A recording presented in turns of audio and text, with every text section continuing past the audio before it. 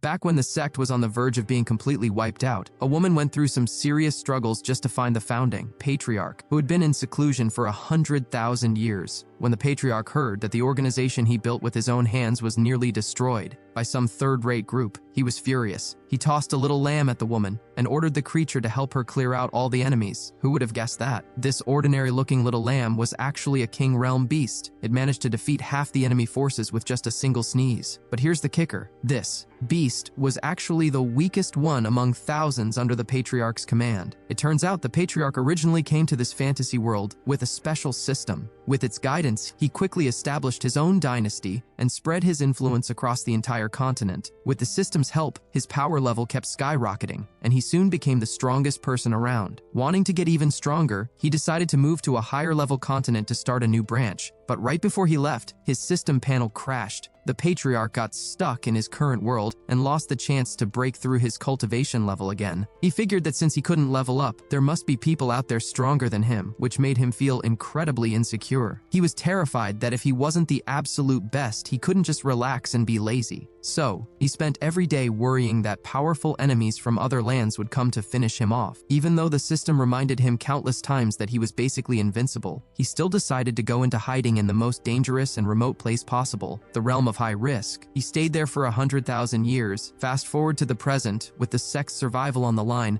Luo Qinshen was chosen as the new leader. Before the old leader passed away, he told young Luo that the patriarch had left behind a special token before going into seclusion. He explained that if the sect ever faced a major crisis, she should take this token to find the patriarch, and she had to find him before their defensive barrier was broken. Luo Qinshen didn't waste a second and immediately headed for the realm of high risk. The journey was so tough that she started wondering if the patriarch was even still alive after 10,000 years. Just as she was starting to lose hope, a massive chicken suddenly landed right in front of her. Luo Qinshen looked closer and realized it was actually the terrifying purple netherworld sparrow. Facing such a high-level monster, she knew that even if her whole sect came to help, they wouldn't survive. She collapsed, feeling totally hopeless, thinking that the fate of her sect had come to an end and feeling guilty for failing her mission. But then, something unexpected happened. The sparrow flapped its wings, picked her up, and carried her on its back, flying toward the deepest part of the secret realm. Luo Qinshen was stunned, wondering if she was dreaming because a monster like this usually wouldn't let a human ride it. Before she could snap out of it, the bird landed at a palace, put her down, and bowed respectfully, announcing that the mission was complete. A white-haired man slowly walked out of the palace and told the bird to step back. Luo Qinshen was shocked, wondering who this guy was that could make such a powerful monster bow to him. She quickly bowed to show respect. While she was still dazed, the life-saving token floated up from her chest and flew straight to the man. Seeing this, Luo Qinshen panicked and asked why he was taking her sex token. The man coldly replied that the item had always belonged to Patriarch Chen Xuan, so he wasn't stealing anything. Luo Qinshen couldn't believe it. She realized he was the founder of her sect. She immediately started pleading desperately for him to come out and save them. Once he understood the situation, his expression changed. He was frustrated that his prestigious sect was ruined by some weakling just 100,000 years later. He felt insulted that the power he built had fallen so low. He decided he would go and wipe out the enemies with a single strike. Just then, a digital box popped up in front of him. The system had rebooted and gave him a new mission: pass 6 trials before moving to the next continent. The patriarch was shocked because the system had finally returned after all this time. The first trial was to rescue the sect, but there was a catch. He wasn't allowed to take direct action himself. He tearfully accepted the task, happy that he could finally continue his journey to a new world. He grabbed Luo Qinshen's hands with a sly smile and told her that even though he was strong, she would have to be the one to strengthen the sect. He explained that they had to handle the sect's issues themselves. He figured that while the system stopped him from fighting directly, he could still help her gear up. He asked if the enemy had special battle armor, then told her to follow him to pick out some clothes. With a snap of his fingers, they were transported to a different space. The patriarch showed her 4 sets of elemental battle garbs: wind, fire, water, and earth. Luo Qinshen was amazed. She realized that what he called clothes were actually legendary battle garbs. Any single one of them could easily overpower the enemy's gear. She pointed at the fire element one, saying she wanted that, but the patriarch suddenly kicked the armor, smashing all 4 sets to pieces. He complained that they were too ugly and demanded a new batch that looked stylish enough for a fashion week. Next, a purple set caught Luo Qinshen's eye. It was the pre-heavenly poison armor, legendary for its power. She started imagining how cool she would look in it. She told the patriarch she wanted that one, but he slapped it into pieces too, saying that girls shouldn't wear anything too rebellious. He then rejected a thunder set for being too colorful and a star set for having a tacky name. He even turned down an immortal set because his dog didn't like it. With every piece of treasure he destroyed, Luo Qinshan felt like she was losing her mind. She wondered if he was helping her pick clothes or just destroying valuable items. She grabbed his leg and begged him to stop destroying them, asking to just take the current one. The patriarch looked at the crimson-colored armor in his hand, identifying it as the sun god battle garb. He explained that if she fused with it perfectly, she would be safe as long as there was fire nearby. Since she had a fire attribute, he said it was destiny. With his help, she quickly fused with the armor. Now she felt ready to deal with the enemy sect. She prepared to leave to save her people, but the patriarch stopped her, saying there was something important she had to do first. She looked eager, expecting a weapon or a plan. Instead, the patriarch asked her seriously if she knew how to cook. Luo Qinshan was stunned. He asked her to put on a maid outfit and cook a full meal. She felt shy and worried about the time, but the patriarch didn't care. He stuffed a large piece of meat into her mouth. As soon as she tasted it, she realized it wasn't normal food. It was sacred Kirin meat. Just a tiny bit of it made power surge through her body. Legend had it that capturing a Kirin was incredibly difficult. Even powerful cultivators had failed in the past. While Luo Qinshan was enjoying the power boost, the patriarch thought she was choking and poured a pot of water down her throat. But it wasn't just water. It was a high-level divine brew. Even a drop of this stuff was a luxury for her sect, and she just drank a whole pot. She was shocked and grateful, bowing to thank him. The patriarch casually told her not to be so polite because he had an entire lake full of that drink. Luo Qinshan was amazed by his wealth. Suddenly, thunder roared, signaling that she had broken through to the quenched bone realm. At the same time, the patriarch's system notified him that the task of expanding the sect was done, rewarding him with 10,000 years of power. With a loud boom, he broke through to the second rank of the Emperor realm. After 100,000 years, he finally leveled up again. He decided he would secretly help his juniors while working on his own upgrades. Luo Qinshan prepared to thank him again and go save the sect, but the patriarch pointed at the scorching sun in the sky and laughed, suggesting they take a sauna first. In the sauna, he looked very pleased, while she felt awkward. Seeing this, he offered to tell her a nursery rhyme to distract her. He started telling a positive story about a master and disciple living together. As he spoke, Luo Qinshan realized that steam was gathering around her. It turned out the patriarch wasn't just telling a story, he was transferring energy to her. The rhyme actually contained a legendary imperial-level technique called the Skyfire Secret. While their enemies only had Earth-level skills, the patriarch was teaching her something far superior. Luo Qinshan definitely didn't let the patriarch down. Back at the palace, the patriarch was casually chatting with the system, asking if just eating and telling stories with his junior disciple counted as breaking the rules. The system was totally speechless. The next morning, Luo Qinshan had successfully leveled up to the nourished spirit realm and was ready to head back. Before she left, the patriarch suddenly pulled out a small calf and handed it to her, jokingly saying she could roast it for a snack if she got hungry on the way. With all the powerful items she was bringing back, Luo felt confident that she could handle the Divine Sword sect. But just as she arrived, the protective barrier around her sect finally shattered. The Forget Immortal sect was completely defenseless. Suddenly, a voice called out from above. It was Yi Chen, a former disciple. He tried to convince everyone to switch sides, saying that smart birds choose better trees to rest in, so they should just join the Divine Sword sect like he did. The disciples were furious. They yelled at him, calling him a traitor and scum for betraying the sect that raised him. Yi Chen didn't care about their insults and calmly ordered his troops to finish them all. Suddenly, there was a loud boom.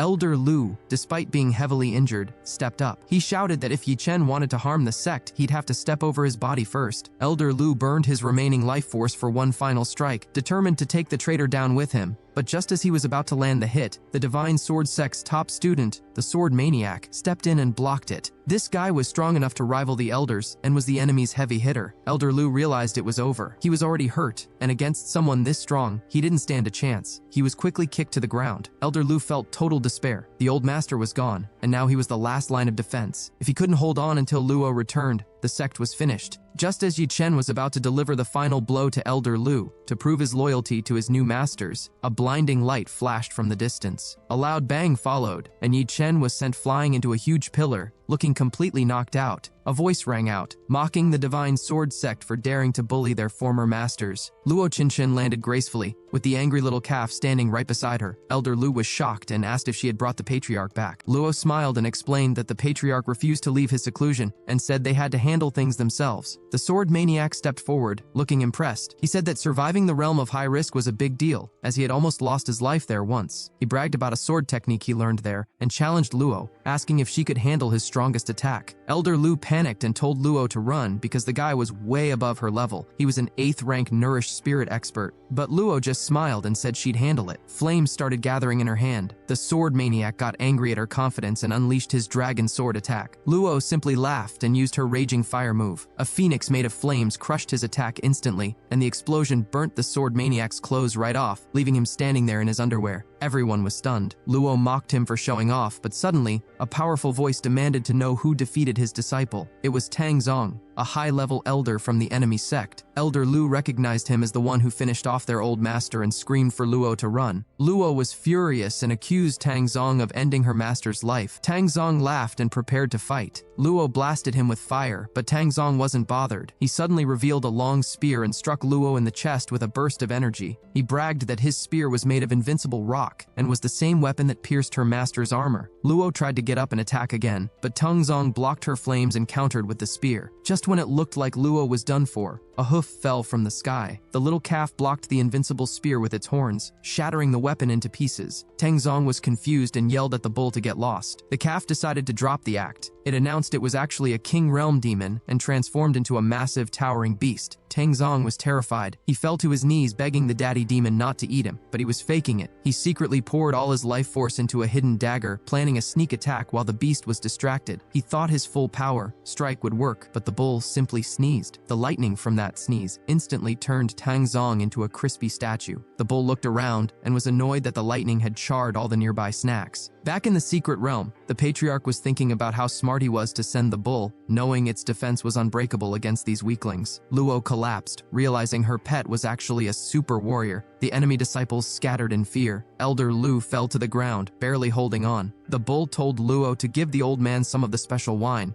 Elder Lu refused, saying he didn't want to waste such a precious treasure on a dying man. But Luo pulled out a huge jug of it. Elder Lu was so shocked he started licking the spilled drops off the ground. Luo told him not to be so dramatic because the patriarch had an entire lake of the stuff. The bull rolled its eyes and called him a bumpkin. Luo then showed off her sun god battle garb to prove everything was real. Elder Lu finally believed it and started chugging the divine wine. He recovered quickly, and with the patriarch's gifts, they vowed to wipe out the divine sword sect once and for all. Meanwhile, back at the divine sword sect, their leader sat calmly in his hall. It turned out his body had been taken over by a mysterious force, and he was the one pulling the strings behind the whole conflict. At this point, Jian Wuming was no longer himself. He had become a total puppet. His disciples at the divine sword sect were initially thrilled to see their master return, but their excitement quickly faded. They realized that even their master wasn't strong enough to handle the Black Thunderbolt Python, especially since he had just recovered from a serious illness a month ago. Thinking fast, they begged him to lead an escape. They figured that as long as they survived, they could always rebuild and come back for revenge later. But Jian Wuming, now controlled by the magic bead, just smirked. He asked if he really needed useless people like them when he could just use them as fuel instead of the enemy. He raised the soul-devouring bead and flew into the air. Instantly, the entire sect was bathed in a strange magic light. The disciples couldn't move, and in the blink of an eye, their energy was completely drained, finishing them all off. With this massive boost, the bead grew even stronger, and Jian Wuming's power level skyrocketed. He quickly hit the second grade of the King Realm. Luo Qinshan and her bull, who were nearby, watched in shock. They wondered if the divine sword sect was actually destroying itself. Then, a voice spoke up behind the bull, noting how interesting it was that a small sect dared to fight back with a mutated beast and a legendary body type. The little black bull was startled. He realized the newcomers were demons. These creatures were tough to deal with because they used dark energy and grew stronger by feeding on others. He was confused because humans were supposed to have wiped them out hundreds of thousands of years ago. Luo Qinshan quickly messaged the bull, telling him she would hold off one demon while he took care of the other. She knew she was outmatched against a King Realm succubus, but she decided to go down fighting. She charged forward and unleashed her ultimate move, the Burning Sky Flame Slash. With one strike, the succubus stopped resisting. At the same time, the bull pretended to get hit. While the enemy was distracted by their apparent success, the bull wrapped its tail around him and called down a massive thunderbolt from the sky. They thought they had won, but a second later, the succubus flew out of the flames completely unharmed. She admitted that for someone at the nourished spirit realm, Luo's power was impressive, but the gap in their levels was just too big. Meanwhile, the power demon brutally tore the bull's tail, breaking through its invincible defense instantly. Just as the demons were about to finish them off, two energy blades knocked them back. A mysterious pair of siblings appeared and quickly dispatched the two demons. Luo rushed over to thank them, offering her precious divine wine as a gift. But the siblings didn't even look at it. They called it vulgar and explained they were only there to retrieve a national treasure, the soul-eating orb. They told Luo that small sects shouldn't mess with demons and that next time she should run away. However, the main element demon had finished refining the orb. After 100,000 years, this powerful entity, a half-step emperor, was back. The demon hunters weren't scared though. They declared that anyone who stole their treasure had to go down. The bull realized who they were, demon hunters. They had demon blood and could use demon powers, born specifically to fight demons stronger than themselves. Their ancestors were heroes in the great war against demons long ago. But before the hunters could do anything, they were slammed to the ground. They couldn't break through the demon's barrier. It turned out that refining the bead gave the demon a defense based on the laws of nature itself. With this power, he was basically untouchable. The hunters panicked. This was way beyond their league. They tried to flee, but the demon expanded the bead's power to cover the entire continent. He declared that the two hunters, the mutated bull, the legendary armor, and all the disciples of the Forget Immortal sect would become his fuel. Luo Qinshan felt terrible regret. She blamed herself for leading her people into a trap and watched helplessly as her energy was slowly drained. Suddenly, a loud noise echoed from the sky. "Hello, my juniors!" A massive vortex opened up, and a giant, colorful arm reached down. The bull instantly knew his master had arrived. Even the element demon trembled in fear. To use the laws of nature without any tools meant this newcomer was at least at the Emperor realm. The demon couldn't understand why such a powerful being was here, claiming to be the patriarch of a small sect. Chen Xuan smiled and said he was just there to say hello, not necessarily to save them. He cheekily asked his system if shaking hands with a junior counted as making a move. The system was speechless again. The demon breathed a sigh of relief, thinking a being this powerful wouldn't care about their petty fight. Chen Xuan politely explained that in his place, they greeted people by shaking hands. While the demon was confused, a giant palm descended from the sky. Wait, the demon thought. Why is he shaking hands with his junior but aiming at me? He finally realized he was the target. The demon was furious. He had waited thousands of years, taken over a sect leader's body, and spent ages refining the bead. He wasn't about to go down just as he reappeared. He decided to go all out. He activated his demon bloodline, the bead's power, and the heavenly sword battle garb. He felt confident. "Come and fight. Even the gods can't stop me now. I am the peak of this continent." But before he could finish bragging, Chen Xuan slapped him tens of thousands of meters away. The impact nearly split the continent in half. Chen Xuan sneered, reminding everyone that 10,000 years ago, history books were filled with the phrase, "Xuan Heaven Emperor is invincible." He added that his defining trait was protecting his own people. The demon hunter siblings were stunned. They realized their own powerful kingdom was like an anthill compared to this guy. The patriarch decided to go back to being lazy. He told everyone to study hard and improve every day. The disciples waved goodbye proudly. The hunter siblings felt awkward because they had just mocked the sect for being small and weak. Realizing they needed to make amends, they stopped Luo Qinshan and offered her a gift, the Starfall map from their kingdom. It was a treasure map showing the location of a powerful artifact. Luo tried to refuse such a valuable gift, but the siblings, thinking she was looking down on them, kneeled and insisted. Luo reluctantly accepted. She felt a new sense of purpose. With their main enemy destroyed and their faith restored, it was time to rebuild the Forget Immortal sect. The crisis was over. The first trial was complete, and Chen Xuan got a reward of 10,000 years of power, reaching the third tier of the Emperor realm. The system notified him that the next mission involved an intruder in the realm of high risk, and that he had to find clues himself. Meanwhile, an old man named Wen Baiyu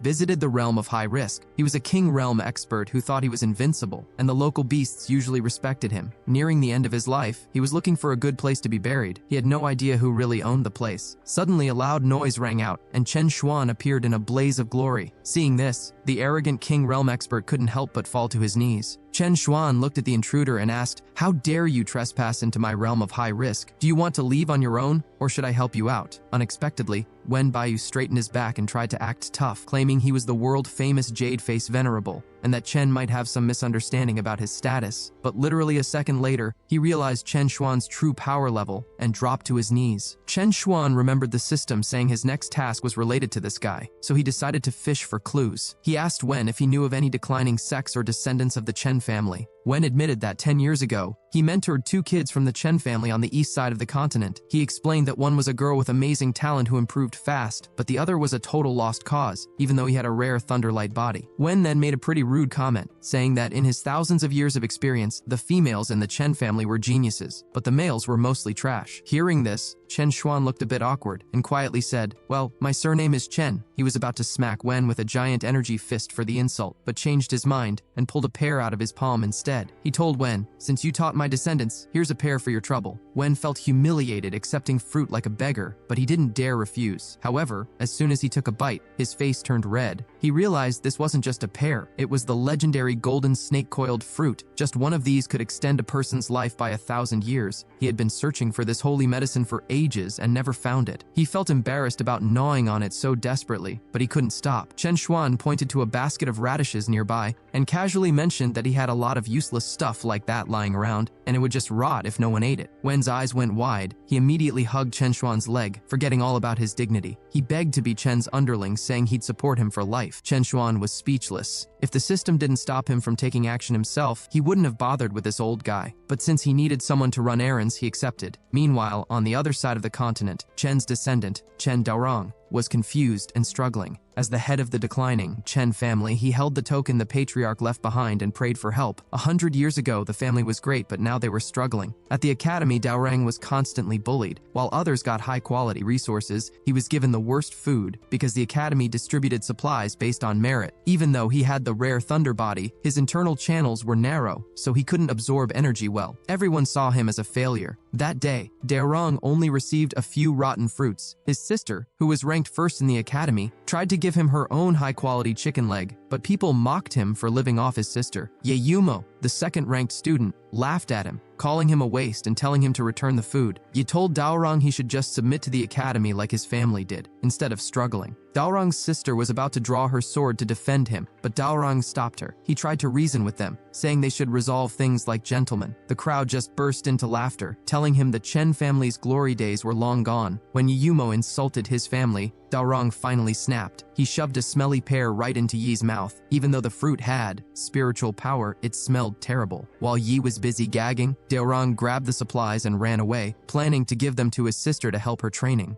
Daorang looked at the statue of the academy's founder, Wen, and felt sad. The academy was supposed to be fair, but the new dean had ruined it. To get resources now, students had to sign unfair contracts. Daorang refused to sign because it would mean the end of his family's independence. Suddenly, the dean approached him with a contract his sister had already signed. The deal was that if she won the upcoming competition, she would belong to the academy, but the family would get resources. The dean was clearly plotting to use her status for his own gain. Daorang felt terrible, realizing his sister was sacrificing herself because he was too weak to protect the family. He went to Wen's statue, placed some offerings, and prayed to the patriarch's token again. He asked, "You said to ask for help in a crisis. We are about to lose my sister. Can you please lend a hand?" Suddenly, the token glowed blue, and a bolt of lightning zapped Daorang. He got mad and yelled, "You irresponsible patriarch! You zap me when I ask for help? Watch me eat your offerings and disrespect your statue." Meanwhile, the real Wen Baiyu received instructions from Chen Xuan and teleported to the location. He saw Daorang about to disrespect the statue and was furious, but he couldn't hurt Chen Xuan's descendant. He grabbed Daorang and flew him straight to the realm of high risk. When they arrived, Wen told Daorang that his patriarch was inside. Daorang was excited, thinking his patriarch must be a big shot since he was with Wen. But when he walked in, he saw a man sleeping in a pile of what looked like garbage next to a terrifying monster bird. Daorang was scared out of his mind. He thought his patriarch was a prisoner or a servant sleeping in the trash. He begged Wen to save him, but then, to his shock, Wen knelt down. The monster bird, the purple netherworld sparrow, spoke up and told Master to wake up. Daorang questioned his entire reality. Why were the famous Wen and a legendary monster bowing to this beggar? Then Luo Qinchin flew over and treated the patriarch with total respect, thanking him for the legendary items he gave her. Daorang finally realized this man really was the patriarch. He quickly bowed, thinking that since he was family, he was about to get some amazing rewards like imperial beasts or treasures. Chen Xuan saw right through his greedy thoughts. He decided that since Daorang had managed the family so poorly, he needed to be punished first. Chen waved his hand, and instantly, Daorang's cultivation and armor were destroyed. Daorang clutched his chest in pain, confused why the patriarch would turn him into a complete waste. Chen Xuan bluntly told him that his previous power level was trash anyway, so destroying it didn't make a difference. He then announced that the punishment wasn't over. He ordered Daorang to stay and work as his cauldron boy, stoking the fire for his alchemy for the next couple of weeks. He made it clear that Daorang wasn't allowed to leave until the job was done. Chen Daorang panicked when he heard the orders. He told the patriarch that his younger sister had a huge martial arts contest in 10 days, and he had to go back immediately. But the patriarch suddenly turned fierce, telling him he had no right to refuse. He gave Daorang a strict ultimatum: either do a good job tending the furnace or face a dead end. Helpless, Chen Daorang had to swallow his pride and kneel to thank him. Inside, he He was confused and hurt, wondering why his own patriarch was being so cruel to a family member without giving him any benefits. He felt like he was going to die from exhaustion. 3 days later, back at the White Deer Academy, Chen Kaier easily passed her first test. She defeated a tough-looking opponent who turned out to be all talk. Everyone was impressed by her raw talent, especially since she didn't have fancy resources like the rich kids. But Kaier was worried. Since she signed the deal with the academy, her brother had vanished, and she feared he was angry with her. The new dean, Bai Donggrong, watched her win with a greedy look in his eyes. He planned to package her as Wen's senior disciple after she won, using her success to boost the academy's influence. Meanwhile, back at the palace, Daorang had been working tirelessly at the alchemy furnace for a full day and night. Just as he tried to take a quick break, the patriarch yelled at him, reminding him that he had been stripped of his armor, cultivation, food, and rest. Daorang clenched his fists, but didn't dare complain. The day of the big competition arrived. Chen Kaier had already defeated challengers from 9 other academies. One more win and she'd be the top student of her generation. Her final opponent was Ye Yumo, the second-ranked student at the academy. Yi mocked her for submitting to the academy, but Kaier said she did it to help her brother become a genius. Yi laughed and told her that even with more resources, her brother would still be a waste. He claimed that feeding resources to pigs would be a better investment than giving them to Daorang. Kaier ignored the insults and used the White Deer sword art, a technique created by Wen himself. She surprised everyone with her skill. Yi Yumo was clearly losing, and even the dean sighed, wishing Yi could just accept being second best. Kaier demanded that Yi apologize to her brother in exchange for sparing him. Just when everyone thought Yi was done for, he smirked. Moving faster than the eye could see, he punched Kaier in the stomach. The blow instantly destroyed her spiritual veins. Suddenly, 2 identical Ye Yumos appeared on the field. The crowd was stunned. The dean jumped up in shock, realizing Ye was wearing the rare twin battle garb left by Senior Wen. This armor could double a person's power and give them an extra life. No one could believe Kaier was defeated in one hit. Yi pointed at her proudly, using her brother's own words against her, telling her not to underestimate a poor youth. The dean couldn't believe his eyes. He had always wanted that armor for himself, but it was hidden for someone destined to find it. Yi looked up at the sky and laughed, explaining that he only found the armor because of Daorang. If Daorang hadn't shoved that nasty pear in his mouth and given him diarrhea, he wouldn't have fallen into the pit where the armor was hidden. Meanwhile, Daorang was exhausted and frustrated with his biased patriarch. Suddenly, he received a message from his family token saying his sister's cultivation was destroyed and she was critically injured. The message told him to return home immediately.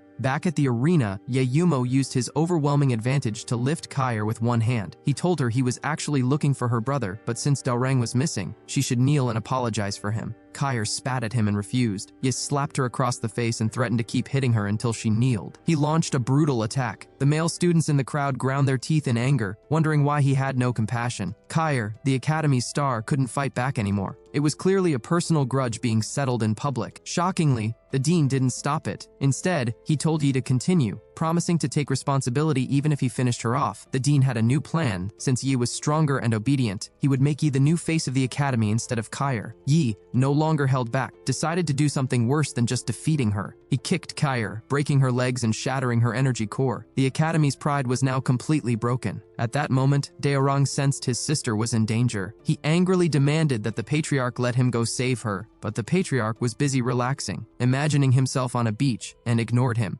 Daorang snapped. He called Chen Xuan a scumbag and yelled, "If you want to torture me, just finish me off. I know I'm useless, but my sister is dying while you play favorites. I'd rather fight you to the death than watch this." Just as he prepared to fight, energy surged through Daorang's body. His innate thunder body reactivated. He felt his narrow energy channels suddenly widen, and his lost cultivation seemed to jump all the way to the divine realm. Wen Baiyu stepped forward and explained the truth. He told Daorang that the patriarch never wanted to hurt him. Destroying his cultivation was actually sealing his original power to make room for something better. The pressure and lack of rest were all part of the process to prepare his body. Before Wen could finish, the furnace opened, and a golden light wrapped around Daorang. It was the four-sealed battle garb, one of the top 10 ancient armors, far stronger than anything else. Daorang felt a massive power boost. He realized the patriarch did it all for his own good. Wen explained that this armor required the user's powers to be sealed, and their anger to be at a boiling point to activate. That's why the patriarch kept provoking him. Chen Xuan had spent all night picking this armor and even sacrificed a 1,000-year essence to unlock it, which was why he looked so tired. Daorang was touched. He realized the trash he saw earlier was actually valuable gear chosen just for him. He asked why the patriarch didn't just say so. Luo Qinchin explained that the patriarch was a bit of a tsundere. He never gave gifts directly and always acted tough. The three of them started gossiping about him right in front of his face. Chen Xuan was speechless. He thought to himself that he only did it this way because the system forbade him from giving direct help. But since he technically didn't hand it over directly, it didn't count as a violation. Daorang fell to his knees and thanked the patriarch for the armor, apologizing for his earlier outbursts. Chen Xuan waved him off, claiming he didn't give him anything, and that Daorang was kneeling to the wrong person. Daorang got emotional and said his father passed away when he was young. He said his father was also tough on the outside but kind on the inside, just like Chen Xuan. He told the patriarch, "You are like a father to me." Hearing this, Chen Xuan stood up with tears in his eyes. He handed Daorang a small wooden stick and told him to go back and beat up the people bullying his sister. Back at the academy, Yahello was using the injured Kaier as leverage to force the Chen family to sign a surrender agreement. The corrupted family elder was about to sign when Daorang arrived just in time. He punched the elder into the ground, asking who gave him the right to decide for the family. Facing Yahello, Daorang smashed the agreement with one palm. He declared that he wouldn't surrender. He challenged Yi to a fight. If Daorang lost, the family was theirs. If he won, Yi was finished. He set the match for the next day. Everyone thought Daorang was crazy. The #1 waste was challenging the strongest student, gambling his whole family's fate. Even the dean told Yi not to hold back, and to finish Daorang off, to set an example for anyone who dared to oppose the academy. Yahello looked at Daorang with total contempt. He arrogantly claimed that with his twin battle garb, crushing Daorang would be as easy as stepping on an ant. Daorang didn't hesitate to fire back, telling Yi he was only lucky enough to find Senior Wen's inheritance in a dung heap because of him. He hinted that he didn't just sit around during the days he was gone. Suddenly, Daorang unleashed a burst of energy that took Yi by surprise. The sheer confidence and power radiating from him proved he had found some serious upgrades. While Ye was still processing this,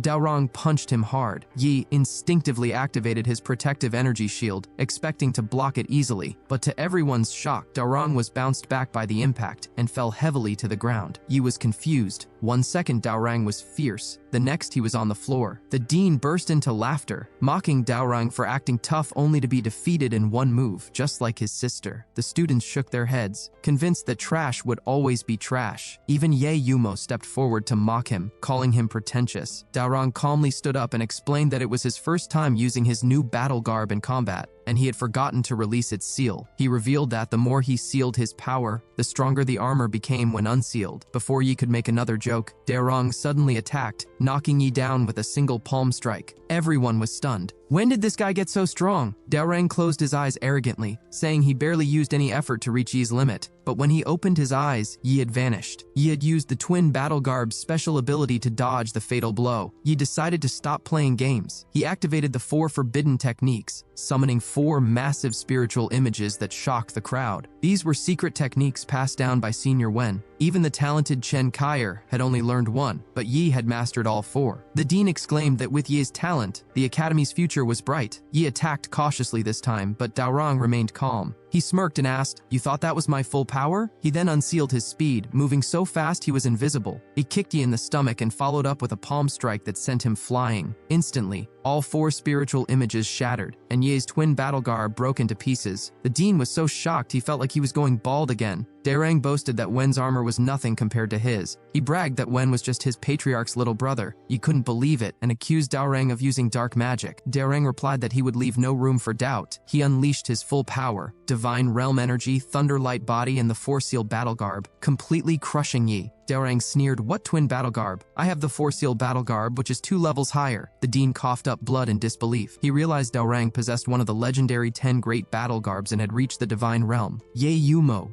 driven insane by his defeat, refused to believe reality. He screamed that it must be a dream, but Daorang was done talking. Driven by the need to avenge his sister, he launched a full-force strike at Ye's face, ending the fight permanently. The students watched in horror as Daorang finished off Yahello. Daorang stood over him, unfazed. He declared that Yi broke the rules and brutally injured his sister, so he deserved this fate. The dean was furious that his prize student was gone. He yelled that Yi only crippled the sister's cultivation, but Daorang went too far by ending his life. The dean gave Daorang an ultimatum: pledge allegiance to the academy or die. Daorang wasn't intimidated. He argued that they had a life and death agreement, so his actions were justified. The dean threatened him again, saying strength ruled the world. Daorang replied resolutely, "If it means my clan must submit to you, I'd rather die, you red-haired old bald donkey." The crowd gasped at the insult. The dean, enraged by Daorang's arrogance, unleashed his trump card, the White Whale Dive, a move Senior Wen once used to defeat 3 major sects. Daorang countered by releasing his seals. The collision of their powers caused a massive explosion explosion that knocked away nearby students and shook the forest miles away. When the dust settled, the dean was panting on the ground, injured. The students couldn't believe Dronzer had hurt the dean. But suddenly, laughter came from the smoke. Dronzer emerged completely unscathed. The crowd was shocked again. The dean immediately went on high alert, thinking Dronzer must have a powerful magical artifact protecting him. But in reality, Dronzer was faking it. He was seriously injured and barely holding on against a King Realm warrior. Dronzer decided to stop holding back. He announced he would use the artifact he retrieved from his patriarch 100,000 years ago to smash the dean. The dean panicked, knowing that someone with ancient armor might actually have a powerful weapon. But when Dronzer pulled out the artifact, everyone froze. It was just a piece of firewood. Dronzer was dumbfounded. He realized he had grabbed the stick he used for the alchemy furnace by mistake. The dean laughed hysterically, calling him a waste holding a piece of waste. Even though everyone thought he was beaten silly, Dronzer chose to trust his patriarch. He insisted it must be an ancient artifact. Meanwhile, Patriarch Chen Xuan was watching from afar, totally embarrassed. He realized he had accidentally packed the wrong item because he was too emotional earlier. He wanted to help, but the system forbade direct interference. Suddenly, he had an idea. If he couldn't help the junior directly, he would help the stick. He secretly injected spiritual power into the wood.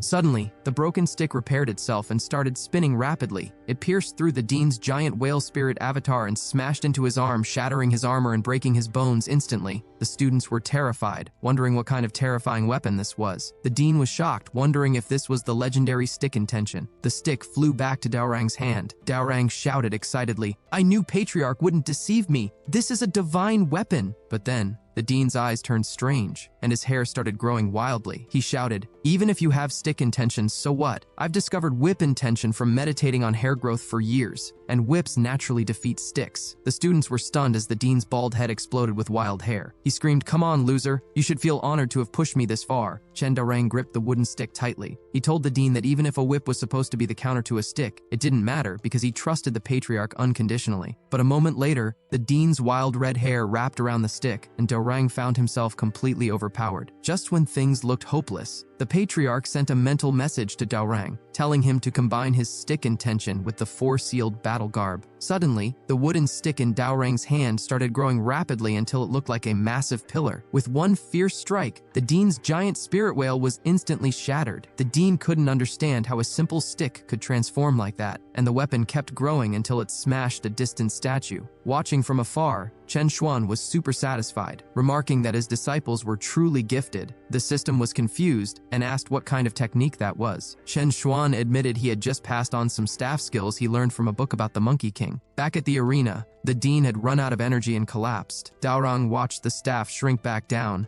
amazed by the power of the patriarch's artifact. He shouted to the students that the old dean was gone and he was taking over. He asked if anyone had objections. Everyone quickly agreed to submit, figuring one boss was the same as another. But Dronzer stopped them. He told them he didn't want them to kneel or submit. He explained that he wanted to return the academy to its original purpose, a place where everyone could practice equally. He promised not to hoard resources like the old dean. He declared that from now on, the White Deer Academy would be a sanctuary for everyone. Dronzer's display of strength ensured no one dared to plot against him. His sister, Chen Kaier, eventually recovered, and the Chen family's reputation soared once again. Meanwhile, back in the realm of high risk, Chen Xuan completed a task and leveled up to the Supreme Earth rank, meaning he was finally safe from most attacks. He was about to ask Luo Qinshan to cook, but he suddenly saw his two powerful pets lying on the ground, heavily injured. Chen Xuan felt a wave of fear he hadn't felt in a long time. Suddenly, a voice spoke from behind him, presenting the chaos as a gift. A water element enemy appeared. Chen Xuan was furious and summoned a spiritual hand to crush him, but the enemy blocked it easily with a blue-scaled claw. The enemy laughed, mocking Chen Xuan for hiding for so long and falling behind the times. He claimed Chen Xuan owed a debt from the past that had to be paid. Just as the enemy launched a massive attack and Chen Xuan began to panic, he heard a voice calling him, "Patriarch, wake up! The fried chicken is ready!" It turned out it was all just a nightmare, but the enemy felt so real that Chen Xuan was shaken. He asked Dronzer and Luo if nightmares could come true. Luo raised her hand and said she often had hunger dreams that made her feel bad about herself. Dronzer mentioned that nightmares often come from deep grudges held by enemies. He asked the patriarch if he had any enemies with deep grudges. Chen Xuan started counting on his fingers and said he could count them on 2 hands, but then he started foaming at the mouth. It turned out he was counting in units of 10,000. After living for 200,000 years, he had made a lot of enemies. news, Chen Xuan decided he needed to get stronger immediately and asked the system about the next trial. The system told him the next task actually started 10,000 years ago because a threat from the demon clan, Merlin, had returned. However, the person meant to face this threat, Zhu Wuyan, was currently trying to dodge the draft. He was trying to escape the battle, even though an old lady nearby scolded him for it. Zhu felt ashamed because he knew he was strong, but he was scared. He tried to claim he was disabled to avoid joining the army. He showed the recruiters his disability. He opened his mouth wide and cried that he was born without tonsils. The old lady was furious that he would use such a silly excuse to avoid fighting for humanity. She threatened to beat him up herself. A soldier named Mao Mo stepped in, but he wasn't there to save Zhu. He wanted to finish Zhu off for desertion to climb the ranks. Zhu was terrified. His internal war god armor was urging him to fight, but he was just a farmer at heart. Just as Mao Mo's sword was about to hit, Zhu suddenly stood up. He swung his farming hoe with immense power and knocked the soldier out cold. It wasn't bravery. It was because he saw Mao Mo step on his rice seedlings. Zhu shouted that they could end him, but destroying his crops was unforgivable. This triggered his fighting spirit. Mao Mo's sister, Mao Men, rushed over to stop him, promising to pay for the crops. Zhu demanded every single penny. Mao Men realized that the move Zhu just used looked exactly like the legendary war god's technique. They dragged Zhu to the battlefield, where the situation was dire. The human forces were decimated, and General Wu Ho was the last one standing against Merlin. The general called out for the war god to save them, but he was losing the fight. Mao Men tried to tell the general they found the war god, but her brother stopped her, terrified that Zhu would turn on them. Fed up with his selfishness, she slapped her brother and ran to the general, shouting that help was coming. This news gave the desperate soldiers a glimmer of hope. Meanwhile, Zhu Wuyan was terrified of being sent to fight. He found a tree and was tying a rope to a branch, planning to end his own life rather than face Merlin. Just as he kicked the stool away, Mao Men found him. She thought he was just playing on a swing and tried to talk to him, but Zhu was choking and couldn't explain that he was actually trying to escape his fate. Mao Men was tired of Zhu Wuyan's silence. She shouted, "You don't have to say anything. I already told General Wu Hu who you are. The human race needs you now. Please, fight with me." Zhu Wuyan remained completely silent. Mao Men thought he was still mad about her brother, so she said, "If you help us, I'll die for my brother." Still, Zhu didn't say a word. Then she remembered something. She blurted out, "You said if I married you, you'd go to the battlefield. Fine, I'll marry you." Suddenly, with a loud bang, Zhu Wuyan started floating in the air. Mao Men was stunned. Because of love, this peasant farmer suddenly unlocked his inner power and started flying. On the battlefield, General Wu Ho led the last surviving soldiers, fighting to the bitter end. He didn't realize this was all a trap by Merlin to lure out the war god. Despite their efforts, the human army was collapsing. With a loud crack, Wu Hu's spear shattered during a final clash, and after countless battles, he was ultimately defeated by Merlin. Merlin launched a final fatal attack at Wu Ho, but suddenly, a farming hoe appeared out of nowhere and blocked the strike. Everyone froze. A human blocked a demon's attack with a hoe? Zhu Wuyan had arrived just in time. Both sides stared in disbelief. Was this the war god? But he looked like he had zero cultivation power. The demon general assumed it was a fake war god trying to stall for time. He ordered his army, "Kill them all!" The entire demon horde roared and charged. The demon general attacked Zhu directly, shouting, "I'm going to eat you!" Terrified, Zhu squeezed his eyes shut, gripped his hoe tight, and swung it with all his might. To everyone's shock, that single panic swing wiped out Merlin's entire army instantly. Wu Hu's eyes went wide. Those weren't weaklings. They were high-level experts. Watching from afar, Chen Xuan smiled. He knew the war god battle garb was perfect for Zhu because its power didn't depend on cultivation but on the intensity of the owner's emotions. Seeing victory, the humans cheered wildly. To motivate Zhu further, Wu Hu shouted, "Great one! If you save us, we'll give you 100,000 acres of fertile land." That hit Zhu right in the heart. What farmer doesn't love land? He was ready to fight for that dirt. He swung his hoe at a new demon, but the arrogant enemy just raised a hand to block it, sneering, "Do you really think a hoe is a weapon? Ridiculous." But a split second later, he regretted it. A massive force erupted, shaking the entire battlefield. Zhu looked around and asked, "Did I solve it?" But suddenly, creepy laughter filled the air. A huge, grotesque hand reached out. The demon mocked him. "Little ant, I have 100,000 demons inside me. To beat me, you have to defeat me 100,000 times." This monster was a living weapon made of countless bodies. Zhu was stunned. The demons slapped him into the ground and bombarded him with attacks. Every hit carried the power of 100,000 souls. Zhu felt powerless. He thought, "He's right, I can't do this alone."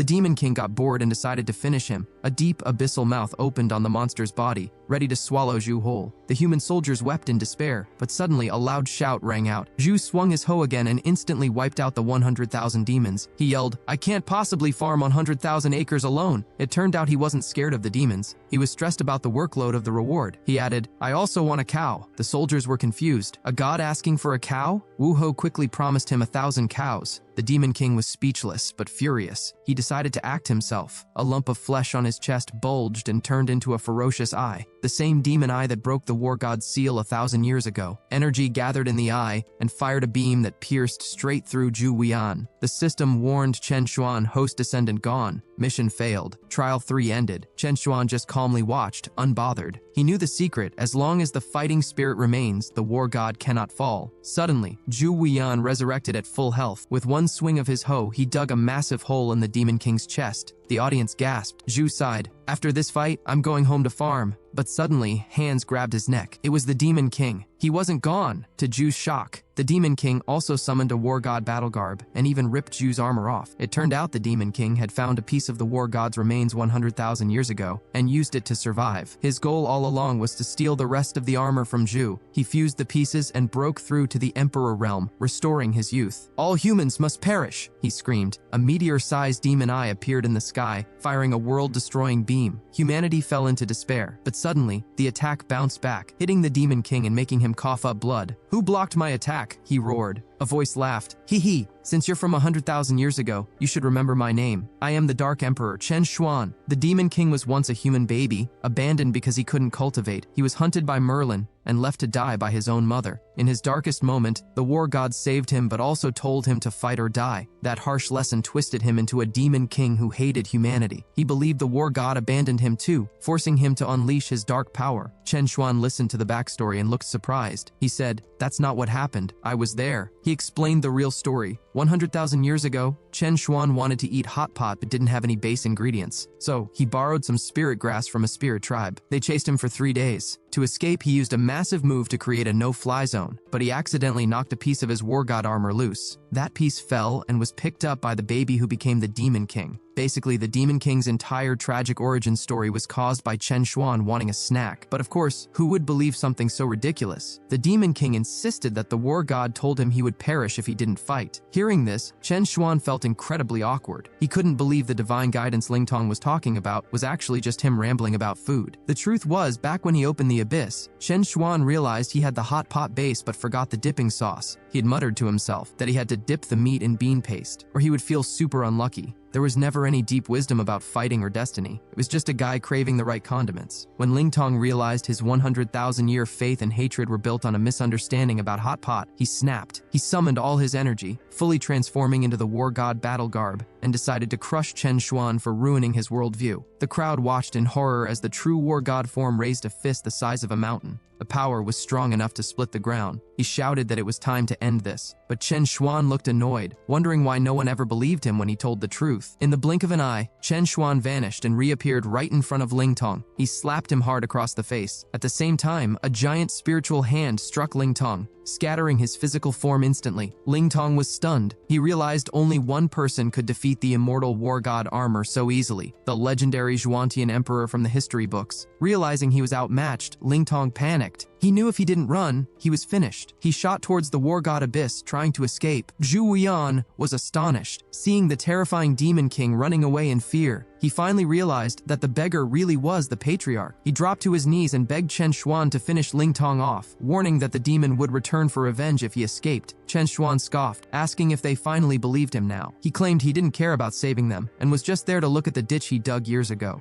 Zhu Wuyan got anxious and begged him to stop joking and protect the human race. Chen Xuan didn't say another word. He decided to show them who really ruled this continent. Suddenly, 2 massive energy hands descended from the sky. With a single thought, Chen Xuan forced the mountains on either side of the abyss to slam together, physically sealing the war god abyss shut. The impact was massive. It defied all laws of physics. It turned out Chen Xuan had merged the abyss into the mountain, crushing Lingtong inside. However, because Lingtong wore the war god battle garb, his hateful soul was immortal. Even though his body was gone, his spirit would eventually return to cause trouble. The humans asked if Chen Xuan would help them when that happened. Chen Xuan coldly replied that their safety wasn't his problem. However, there was one way to solve it permanently. Someone had to become the vessel for the armor and the angry soul. Zhu Wuyan was the perfect candidate, but hosting the armor meant being constantly drawn into battles and enduring the pain of Lingtong's resentful spirit. It was a heavy burden, and he could lose his life at any moment. Chen Xuan gave him a choice: take the armor or go back to living peacefully as a farmer. He didn't force him. Zhu Wuyan's face lit up with determination. He ran to his wife, Mao Men. He apologized to her, knowing she didn't want him to suffer. He hugged her tight and told her they had to put their marriage on hold for a while, or she might end up a widow. Everyone was stunned. Zhu Wuyan explained that after experiencing war, he finally understood why people risked their lives. It wasn't about being fearless, it was about having something precious to protect. He declared that he had someone important to protect now, so he couldn't be a coward anymore. He turned to the patriarch and shouted that he was willing to take on the war god battle garb and had no regrets. His passionate speech made everyone see him in a new light. Chen Xuan smiled and said, "Not bad, kid. You finally earned my approval." Chen Xuan casually extracted Lingtong's soul from the crushed mountain. He warned the demon soul to behave itself inside his junior's body. Terrified of Chen Xuan, the demon didn't dare argue. Chen Xuan then merged the soul and the armor into Zhu Wuyan. The system announced that the crisis was resolved, and Zhu Wuyan had reached the 7th level of the Emperor realm. The war was finally over. However, just as things settled, a green light shot straight into the sky. It turned out that the massive power released by the host had disturbed the earth, causing the ancient burial ground of the spirit race to emerge way ahead of schedule. Because of this, the 4th trial started early. The goal was simple. One of the juniors had to claim the spirit race's inheritance. It was pretty ironic. Years ago, the humans robbed the spirit tribe, and now they had to go dig up their ancestral graves too. The patriarch, Chen Xuan, gave Zhu Wuyan a strict order: go to that tomb and secure the inheritance. Failure wasn't an option. Zhu Wuyan headed into the wilderness. After spending several days sleeping outside and eating whatever he could find, the demon spirit Lingtong took over his mind again. They soon ran into a massive conch shell monster that was taller than a mountain. A survival expert named Ed Stafford was actually hiding behind a small hill nearby, terrified of the creature. But to Lingtong, this giant monster was just a snack. With the war god spear in hand, he took the creature down instantly. Ed Stafford watched in shock because he couldn't sense any cultivation power coming from Lingtong. The use of the war god armor snapped Zhu Wuyan back to reality. He looked at the defeated monster in confusion. Suddenly, a green bubble floated out of the conch's mouth. It unleashed a powerful suction force, sucked the entire giant conch inside, and let out a burp. Zhu Wuyan realized his potential meal had just vanished. Seeing this, Ed Stafford was convinced this was an ancient 100,000-year-old creature and that the bubble was about to hatch a legendary conch girl, a mythical beauty. The bubble turned from green to pink, and both men watched with intense anticipation, waiting for a beautiful lady to appear. They heard the sound of a shell cracking. Something was definitely coming out, but a second later they both wanted to claw their own eyes out. Instead of a beautiful girl, a fat, greasy, middle-aged uncle popped out. To make it worse, he was completely naked and dancing with a look of deep affection on his face. Zhu Wuyan was so grossed out he wanted to deliver justice right there. He grabbed his hoe to strike, but strangely, the attack didn't hurt the man at all. Instead, the greasy uncle hugged him tight, crying about how much he missed his master. Zhu Wuyan, who hadn't eaten in days, felt like throwing up from the sheer awkwardness of the hug. But the uncle suddenly realized something was wrong. He pushed Zhu Wuyan away, looking confused. He said the aura was off. While Zhu had the same laziness as his master, he wasn't him. He called Zhu a pervert for imitating his master. Zhu was offended, asking who the real pervert was here. It turned out this guy was Chen Xuan's servant from way back. He explained that 100,000 years ago, his master was chased by the spirit tribe for 3 days just to make hot pot, and he had fallen asleep in a conch shell during the chaos. He asked what year it was and where the spirit tribe was. When he learned it was the Kanglin year and the spirit tribe was now just a tomb, the uncle was devastated. He realized he had been sleeping naked for 100,000 years and feared his master had perished along with the spirit tribe. He immediately jumped up, swearing to avenge his master. He tried to run off, but Zhu Wuyan chased after him, yelling that he stole his conch shell. Ed Stafford watched the two super strong beings fly away and came to a strange conclusion. He figured that starving yourself and not wearing clothes must be the secret to becoming powerful. And just like that, a weird legend about a naked wilderness man was born. On the other side of the wilderness, Chen Daorong was happily eating roasted meat. Luo Chinchen warned him to be careful, as they were close to the spirit clan's tomb,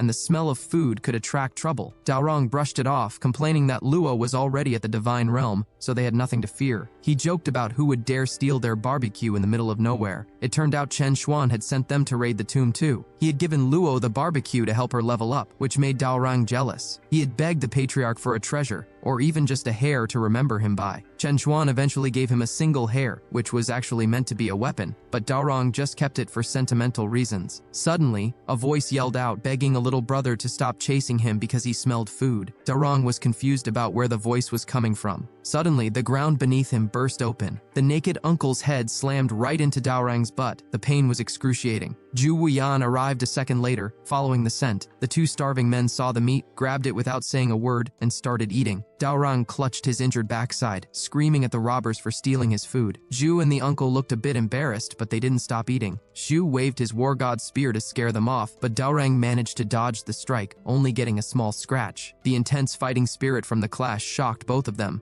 Zhu took the chance to run away, thanking them for the meal. Daorong was furious and wanted to chase them, but Luo stopped him. She pointed out that if those two could escape from them so easily, they must be incredibly strong. Daorong calmed down and realized the outside world was full of dangerous people. He felt insecure, realizing he couldn't compare to his senior sister or these strangers. He resolved to take the mission seriously and get the Spirit Clan's inheritance to prove the strength of the Xuantian Emperor clan. Meanwhile, back in the realm of high risk, a group from the Haoyu kingdom was riding male lions, searching for something. The queen was furious that they had lost the soul-eating pearl and given away the Starfall map. She ordered them to get the items back, or the kingdom was doomed. They were terrified of angering the powerful Chen Xuan, but they had no choice. As they searched, a small cat blocked their path. The lead lion simply swatted it away. The king of Haoyu Kingdom was not impressed. He sarcastically clapped his hands and asked why a stray cat was worthy of playing with his noble diamond lions. But literally a second later, he regretted his arrogance. Two loud thuds shook the ground, followed by a massive roar that echoed through the sky. Two terrifying, pure-blooded shadow wolves appeared out of nowhere. It turned out the little stray cat was actually their cub. The situation was bad, but Duan Muli, the leader of the group, tried to keep calm. She ordered her diamond lions to attack, confident in their noble bloodline. However, what happened next shocked everyone. The three diamond lions instantly betrayed their masters. They crouched down in front of the shadow wolves, wagging their tails and barking like happy puppies. They were totally terrified by the wolves' power. The pressure was so intense that the king fell to his knees with a loud bang. Suddenly, a voice scolded the wolves. "Don't be rude to guests. They are guests of the patriarch. Do you want to be neutered?" The group turned to look and saw the legendary purple shadow sparrow, the world's #1 great beast, standing there with someone on its back. The terrifying wolves immediately fled like scared dogs, but what the rider said next completely shattered their worldview. "Are you looking for my master? You've got the wrong place. This desert is just my master's litter box." The king's brain stopped working. A king realm beast called this person master, and this endless desert was just a litter box? They couldn't comprehend it. When they arrived at the patriarch's actual residence, Duan Muli turned her nose up at first, saying the spiritual energy there wasn't great, but moments later, she started screaming. She had suddenly leveled up just by standing there. Old Wen grinned and explained that she had just walked through the steam from the master's sauna. The king, now totally humbled, whispered to Duan Muli that this person was way out of their league, and they should just go home. But Duan Muli refused. She argued that as the ruler of the wealthiest kingdom, she couldn't give up. But then, she looked around and burst into tears. She saw countless treasures that her kingdom treated as priceless artifacts growing like weeds. There were iceberg fruit trees, acres of legendary melting mountain water lotuses, and 9-turn golden peng fruits, all treated like garbage here. She quickly wiped her tears and adjusted her strategy. She decided that if his resources were better, she would use herself as a bargaining chip. She figured since she was the most beautiful woman in the world, she could use her charm to get what she wanted. Just then, thunder roared in the sky, and a figure appeared. They stared, dumbfounded. It was a man with a perfect physique, casually lifting a barbell. But it wasn't just any barbell. He was using the massive black thunderbolt python, a king realm beast, as a workout weight. He looked at them and said, "Weren't you the ones who saved my juniors back then? It seems I owe you a favor. Tell me what you want." The three visitors were mentally crushed. This guy was using a legendary monster for arm curls, and his looks and vibe were completely superior to the king's. Duan Muli was convinced. Getting someone this powerful to owe them a favor made them the greatest heroes in their kingdom's history. Meanwhile, back in the wilderness, Chen Daorang had tracked the Spirit Clan inheritance all the way to a specific spot. But as soon as he arrived, he found himself surrounded by people from major sects. They were annoyed that he tried to enter the tomb before them.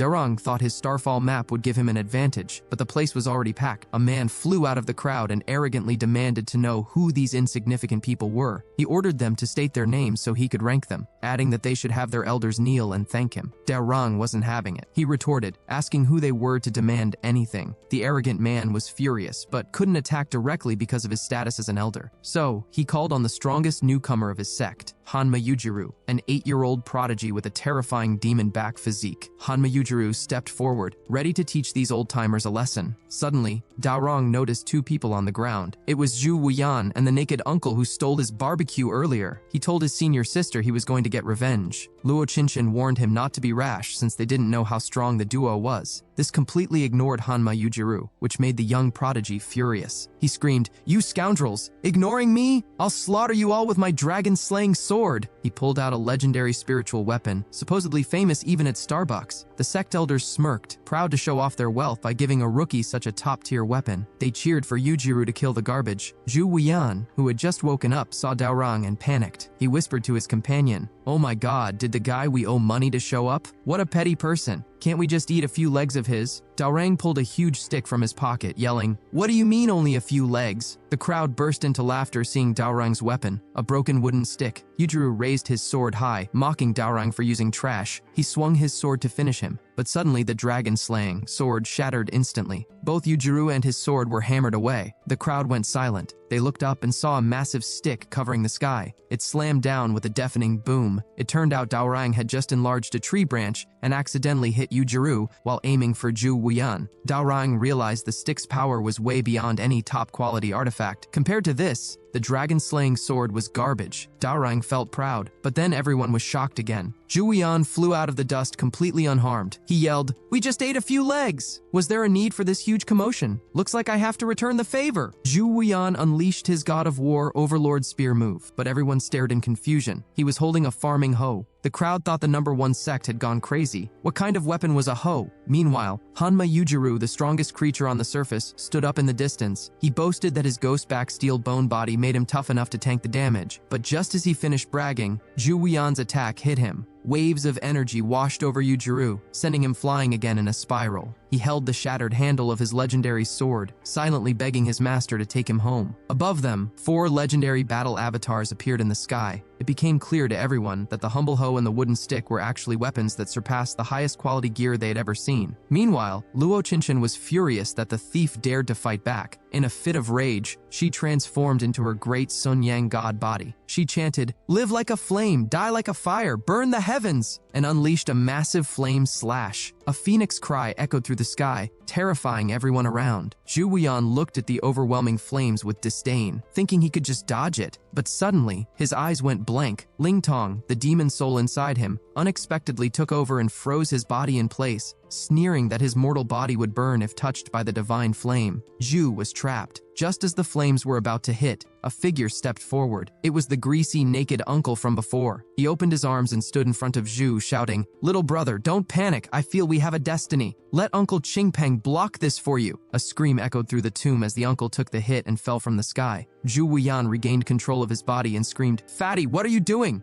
Luo Qinshan stood proudly, declaring that this was the price of arrogance. This scene fully ignited Zhu's rage. He swore to avenge the uncle, but a second later, the dead uncle suddenly spoke up, It's okay, I'm just sleeping here." Zhu was ecstatic but confused. "Fatty, you're not dead?" The uncle replied sleepily, "Why would I be dead? My master said as long as you sleep well, pain disappears with the dream." Before he finished speaking, the flames on his body vanished. Chen Daorong and Luo Qinshan were shocked. Luo realized her divine flame hadn't just gone out. It had disappeared mysteriously. She recognized the uncle's power as one of the ancient armors, the Sleepy Buddha battle garb. This armor allowed the user to gain cultivation just by sleeping, and provided invincible defense while asleep. The head of the #1 sect stood there with his jaw on the floor. He realized his strongest creature disciple was nothing compared to these monsters. This revelation ignited the fighting spirit of all 4 warriors. Chen Daorang unleashed his thunder body, warning them that their ancestors would need to collect their corpses. Zhu Wuyan activated his war god battle garb, ready to see if they could withstand his moves. Luo Qinshan powered up her great Sun Yang god armor, claiming they were no match for her. And of course, the fat uncle fully activated his Sleepy Buddha armor. promising to help Zhu if they tried to bully him with numbers. The sky filled with the projections of 4 great beasts. The pressure from their clash was so intense that the people on the ground couldn't even get close. Everyone wondered what kind of monsters these newcomers were to have such top-tier gear. Hanma Yujiru, the strongest disciple, whined from the sidelines, "Master, I want to go home." Meanwhile, back at the Patriarch's palace, a shocking scene unfolded. Chen Xuan suddenly knelt in front of the queen of Haoyue Kingdom, claiming to be a commoner at her disposal. It turned out that the Great Wu nation was founded by his descendants. 10,000 years ago, Great Wu ruled the North Wilds, but it had now declined into a small country facing annexation by the powerful Great Zhou Empire. The Haoyu Kingdom was originally supported by Great Wu, which is why the queen had gone through so much trouble to find the Starfall map and the Spirit Race inheritance. She wanted to save Great Wu. Upon learning this, Chen Xuan triggered a system task to save the successor of Great Wu. Since he couldn't intervene directly, he came up with a clever workaround. He refused to give her the map, but instead offered himself as a servant. The queen was terrified. "Great power, what are you doing?" she asked. Chen Xuan explained, "Your Majesty, instead of you trying to protect Great Wu, why not let me become your subject and protect it directly?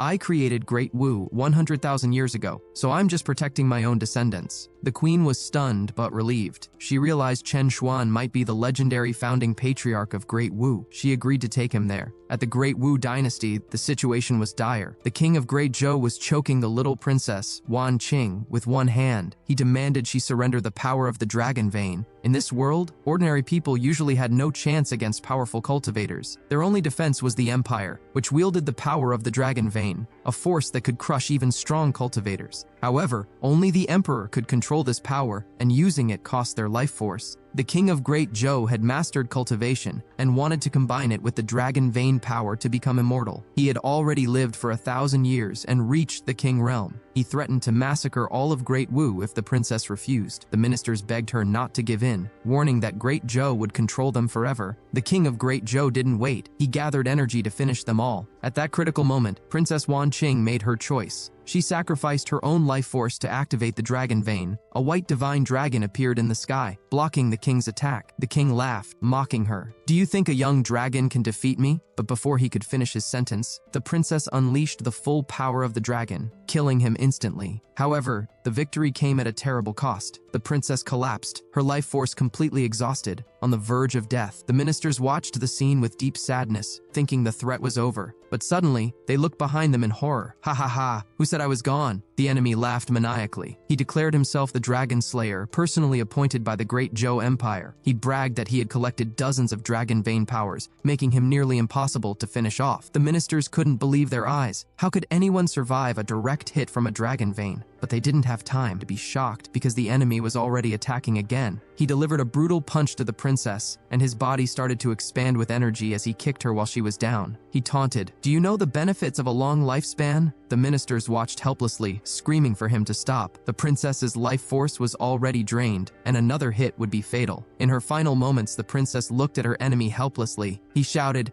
"Die!" His body swelled up like he was about to self-destruct to take her out. But suddenly, a slap came out of nowhere and sent him flying. A massive explosion echoed through the sky. Chen Xuan had finally arrived just in the nick of time. The ministers looked up in disbelief. They saw the queen of Haoyu Kingdom and assumed she was the one intervening. They warned her, "Do you really think you can save Great Wu alone? Great Zhou will destroy your country if you interfere." They had no idea the man beside her was the legendary patriarch Chen Xuan. He calmly replied, "You should be worried about Great Zhou being destroyed instead." Suddenly, the ministers remembered the old legends from 10,000 years ago. Could he be that person? But Chen Xuan looked up in surprise. The enemy he had just blown to pieces was reforming again. The man laughed, "Who is this Xuantian emperor? Even the gods can't end me. I made a contract with 10,000 warriors from my country. Every time I fall, one of them takes my place. I just used one life, and now I'll use 100 to blow you all up." That explained his reckless suicide attacks. The ministers urged Chen Xuan to take the princess and run, but Chen Xuan stayed calm. He asked the queen where the enemy's country was located. When she told him it was in the northwest, he casually said he could solve the problem in 10 seconds. The enemy scoffed, "Solve me in 10 seconds? What a joke. I'm gathering the life force of 100 warriors right now to blow you sky high. Come at me." But suddenly his expression changed to pure panic. He sensed something terrifying appearing in the sky above his own country. His divine sense shot back home, and he was shocked by what he saw. A massive spiritual hand formed by the laws of nature was hovering over his kingdom. With a deafening boom, the hands slammed down. In a single instant, the entire country was wiped off the map, and tens of thousands of warriors vanished. The enemy's extra lives were gone in a flash. His divine sense returned to his body, but it was too late. He exploded for the final time. Chen Xuan raised a protective shield to block the debris. He dusted off his hands and said, "It's done. That country is gone." The citizens of Great Wu trembled in fear. They were amazed that someone could erase an entire nation so easily. The queen realized this was truly the power of the Xuanqian emperor and was grateful she hadn't angered him earlier. Chen Xuan turned to her and asked for his next command. The queen, playing along with their servant arrangement, ordered him to cure Princess Wan Qing.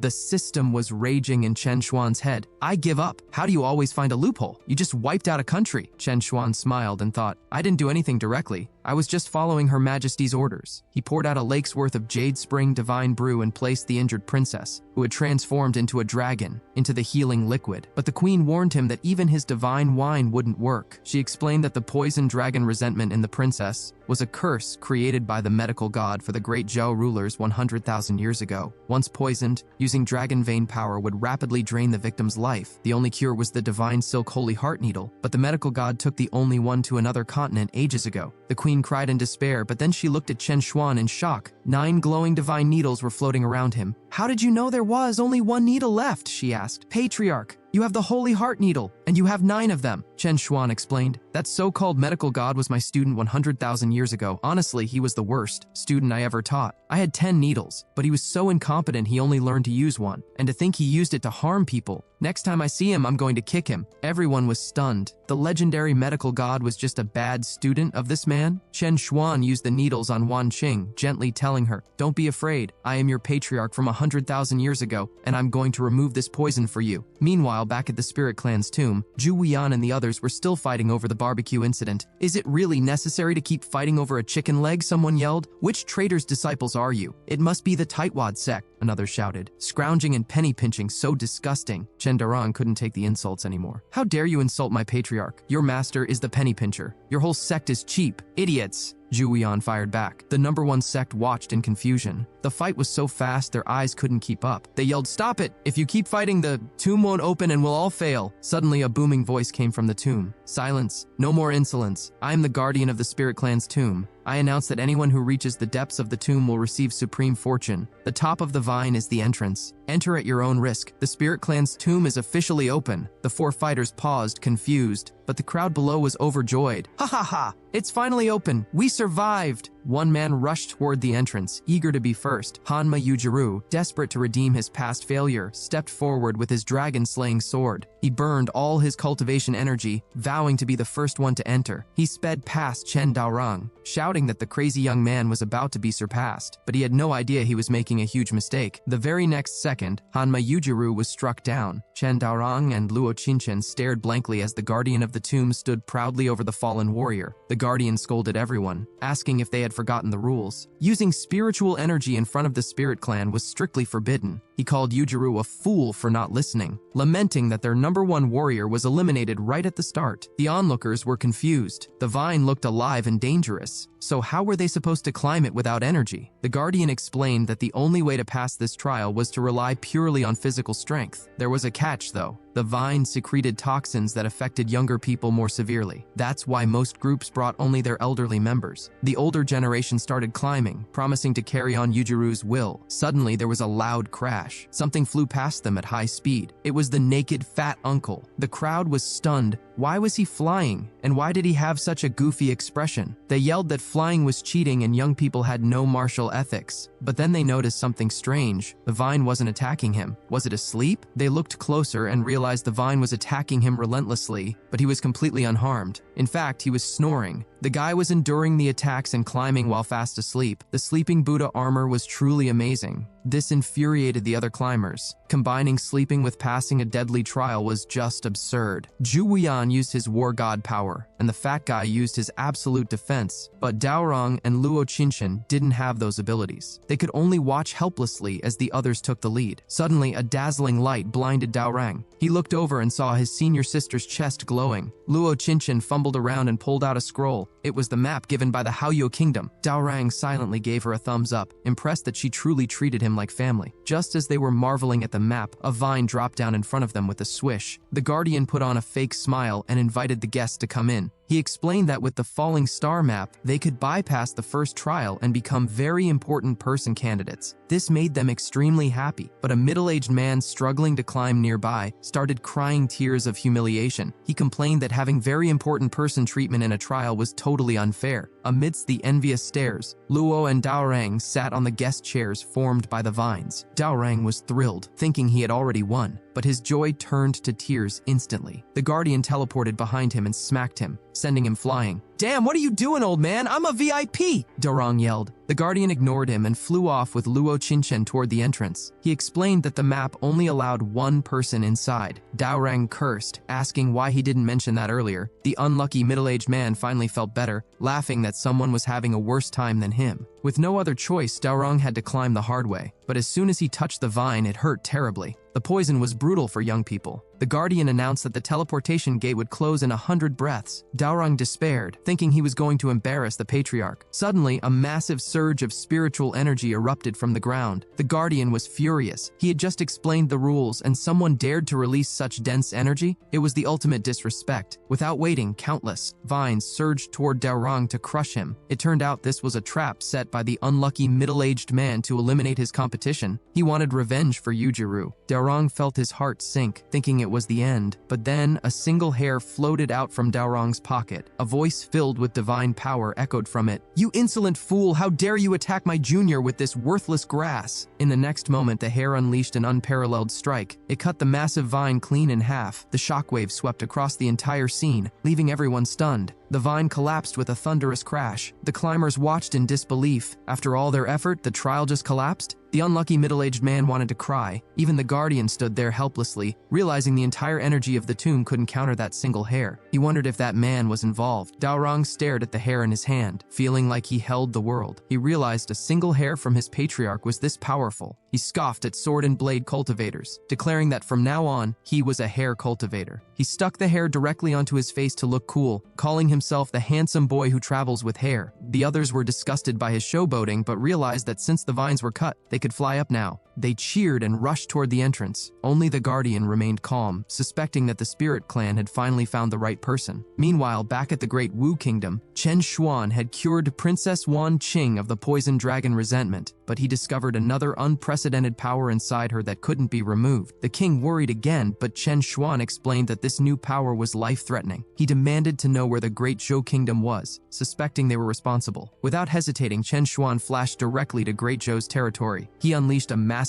palm strike with the power of laws and announced himself as the supreme heavenly emperor. He demanded the person who poisoned his descendant to come out and apologize, or he would wipe out the entire kingdom. But a calm voice answered. It struck directly at the soul. "Supreme heavenly emperor, even if you finish me, you won't be able to cure your descendant. Once this poison is planted, even I am powerless to stop it." Chen Xuan was instantly furious. He shouted, "Then you shall be buried together with Great Zhou." He manipulated the power of laws, covering the entire nation of Great Zhou with a massive energy field, and slammed it downwards to crush everything. Suddenly, a purple light shot out from the ground, shattering Chen Xuan's power into pieces. Chen Xuan was stunned. He had never encountered anything like this before. While he was still dazed, that calm voice spoke again. "Supreme Heavenly Emperor, it seems you haven't understood the situation. Now the person who should worry about being finished isn't me, but you, Chen Xuan." At that moment, Chen Xuan felt a chilling sensation, like he was in an endless hell. The system flashed red with a warning. "Warning, host, this creature has the power to finish you. Don't act rashly." Simultaneously, a high-difficulty mission triggered. Trial 6 had urgently opened. Success would mean proceeding to the next continent, but failure would result in catastrophic damage to both the host and the Hongmeng continent. Chen Xuan broke out in a cold sweat. "This thing can end me," he thought, "and if I fail, everyone on the continent dies?" But he reminded himself that he was the supreme heavenly emperor, invincible for 10,000 years. How could he be scared of this unknown person? He questioned directly, "Who are you?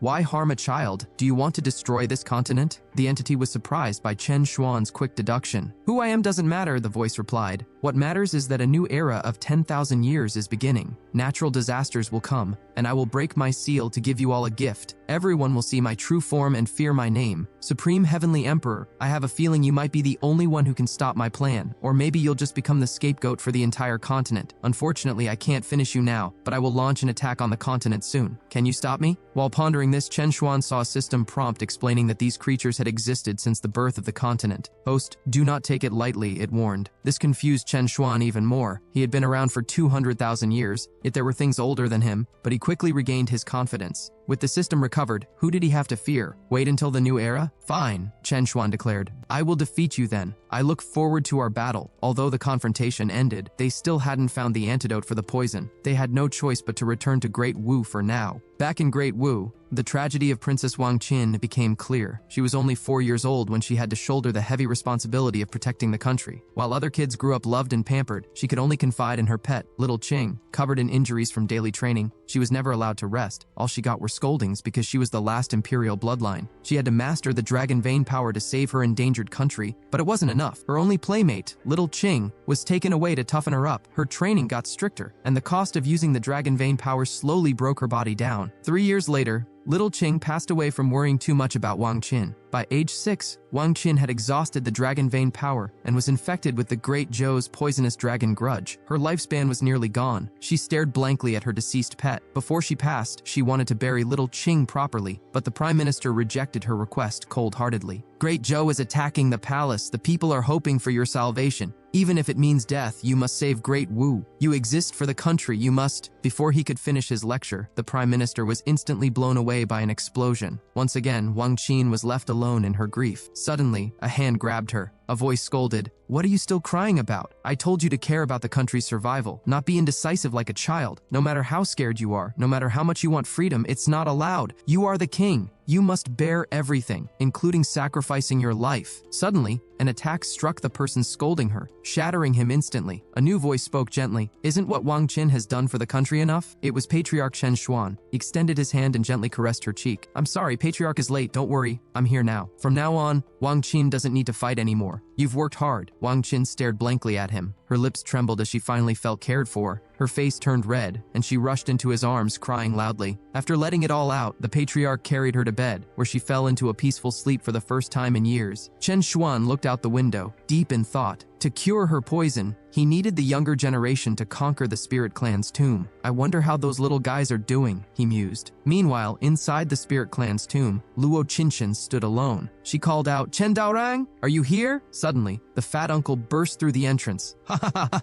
I'm the first to arrive." Zhu Wuyan followed closely behind. "I'm second." But when they stopped to celebrate, they looked dumbfounded. Luo Qinshan was already standing there waiting for them. "How did you get here before us?" they asked. Luo looked at them with disdain. "Who are you talking to?" Chen Daorang soon joined them. Having also passed the first test, the guardian of the tomb appeared proudly. "Congratulations on passing the first test. The next step is the second trial. Those who pass will become inheritors. To pass, you must cross the door to the center of the earth. 2 people per team, no restrictions on spiritual power, but there are only 2 winning spots. As long as 1 person in the team reaches the finish line, the whole team passes. Once 2 teams win, everyone else dies in the tomb. Friendly reminder, flying will severely drain your energy. Now, let the second trial begin." With a loud rumble, the massive door opened. Countless people rushed in, desperate to seize the opportunity. Facing such cruel rules, everyone fought like their lives depended on it. The #1 sect in the world group charged forward, shouting, "We will conquer all!" A ferocious monster with a swaying crimson tongue approached them. This only ignited their fighting spirit. They yelled, "We carry Hanma Yujiru's will with us. Even though he's gone, we live on." Blades flashed in an instant, and with a wailing cry, the monster fell. The group cheered, successfully slew the first monster. This is the strength of the greatest sect. Unlike some people, all bark and no bite. Suddenly, a strong gust of wind blew past, revealing Zhu Wuyan, Chen Daorang, and 2 others. They were bored, wondering if killing monsters was all there was to this level, and asking if there was anything stronger. Zhu Wuyan and the fatties team had already defeated over 99 beasts, and Daorang's team had done the same. They wondered who the real monsters were since they were making it look so easy. Just then, they heard a hissing sound and turned around to see a giant spider looking at them shyly. Daorang and Zhu Wuyan charged forward fearlessly, shouting, "Little spider, here I come!" One wielded a hoe and the other a tree branch as they unleashed a flurry of attacks. But in their excitement, they exposed a vulnerability. The small spider spat out a glob of toxic phlegm, 80 years worth, hitting both of them directly. They were sent sliding across the ground for 200 meters. Luo Qinshan and the fatty rushed over, worried. They warned the pair to be careful because the phlegm was highly toxic and they couldn't move. The spider didn't give them a break and kept spewing endless webs. The fatty extended his arms, telling his buddy not to be afraid because he would help. His giant Dharma image blocked the attack in front of Zhu Wuyan, while Luo Qinshan transformed and used her great sun divine flame to burn through the webs. However, the webs kept coming, and she was soon at a disadvantage. She had to grab Daorang and dodge. To their surprise, the monster changed its form and blocked the path, trapping everyone in front of the checkpoint. They realized the monster was incredibly powerful and feared it planned to finish them all. Meanwhile, the leader of the greatest sect in the world watched from the shadows, chuckling to himself. He revealed that he also had a piece of the Starfall map. He had intentionally led the charge earlier to trick everyone into thinking they needed to kill monsters to pass. The map actually indicated that the monster couldn't be killed because it was a mirror formation. No matter how hard you hit it, you were really hitting yourself. The only way to pass was to sacrifice a team member. Upon hearing this, his teammate didn't hesitate. He declared that if he didn't go to hell, who would? He sacrificed himself instantly to open the path. A passage opened up, and the sect leader swiftly entered. It was said the Spirit Clan designed this to test the spirit of sacrifice. But if the leader passed first, everyone else would perish. Daorang and Zhu Wuyan watched helplessly, unable to understand how the leader got past the invincible monster. The fatty suddenly explained that he saw what happened. They sacrificed a team member, which seemed to be the secret. Luo Qinshan was shocked, realizing that's why the teams were pairs. Just then, the Guardian's voice announced that only 100 breaths remained. 2 teams were nearing the finish line, and once time was up, everyone else would face their doom. No matter how hard you hit it, you were really hitting yourself. The only way to pass was to sacrifice a team member. Panic set in. In the face of death, couples turned on each other, masters fought disciples, and morality collapsed completely. Even fathers and sons turned weapons on each other just for a chance to survive. Suddenly, the fatty grabbed Zhu Wuyan. He told him that, instead of both of them dying, he had a better idea. Zhu Wuyan asked what he was doing. The fatty spoke calmly for once, saying that every time he woke up from his long sleeps, he felt lonely and abandoned. But meeting Zhu felt like finding family. He offered to let Zhu go ahead. Zhu looked at him in astonishment. At the same time, Luo Qinshan helped Daorang up. She admitted there wasn't much time left and said that as his senior sister, it was her responsibility to take care of him. She told him to remember to look after the Forget Immortal sect for her once he got the inheritance. Both the fatty and Luo Qinshan had decided to sacrifice themselves. Zhu Wuyan and Daorang, dragging their injured bodies, shouted for them to stop and come back, but the two had already reached the formation. Daorang was frantic and felt helpless to stop them. In a last-ditch effort, he pulled out the strand of the patriarch's hair and silently prayed for help. To his surprise, the patriarch responded telepathically. Chen Xuan told Daorang to use his brain because there must be a solution. He warned that he wouldn't help this time and reminded Daorang that he was a descendant of the Chen family. Daorang couldn't process the advice and begged for a direct answer. He mumbled that if the patriarch had shared the grilled skewer earlier, maybe he'd be strong enough to save his sister now. Wait, the skewer? Daorang suddenly had a bright idea. He shouted for everyone to stop, claiming he had a way that didn't require sacrifice. He swore on his patriarch's name that if the fatty cooperated, both teams would pass. The fatty was skeptical, reminding Daorang that he was just chasing him for revenge moments ago. Luo Qinshan asked if he was serious. Zhu Wuyan spoke up, urging the fatty to trust him since he swore on the patriarch. Then Zhu got angry at the fatty, asking what kind of cool move dying for him was supposed to be. He declared they could just die together and be brothers in the next life. The fatty calmed down and agreed to listen. Daorang explained the plan. First, the fatty would put his defense gear on Daorang.